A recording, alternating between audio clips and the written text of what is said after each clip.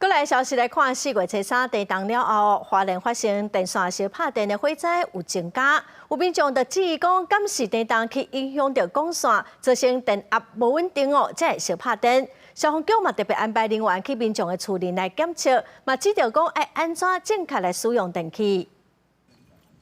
为着要替民众检测厝内敢有烧拍电的疑虑，消防人员是一间一间倒查电线、电器使用的状况，尤其是老厝敢会因为地震了后，壁内管线出问题，各民众会甲延长线叫去户外，煞无做好防水的工作。 那我能处理，我处理。什么马新呢？都来的，我来这拢是对啦。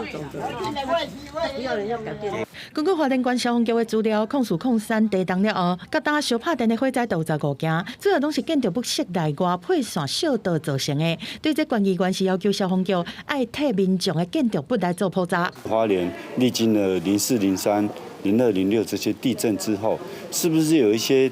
电线我们看不到的，会因为错位，会因为其他老旧的原因来引起火灾。访视的过程也有看到有一些烧焦的现象。根据实地检测，主要发现大多数拢是变电箱变压器的功率不够，真侪老大人拢是长时使用2台关瓦数电器的时阵跳电，甚至插座拢插回答。 我们看到的几乎都是独居老人，或者是说需要长照2.0来关心的住户。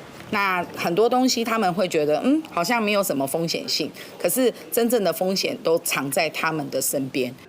另外，真侪老大人伫煮饭的时阵，有当时拢袂记得关火，搁有电动机车充电充了无绑电线，消防局嘛替民众免费来装自警器，才会当伫第一时间随通报消防人员来到拍火。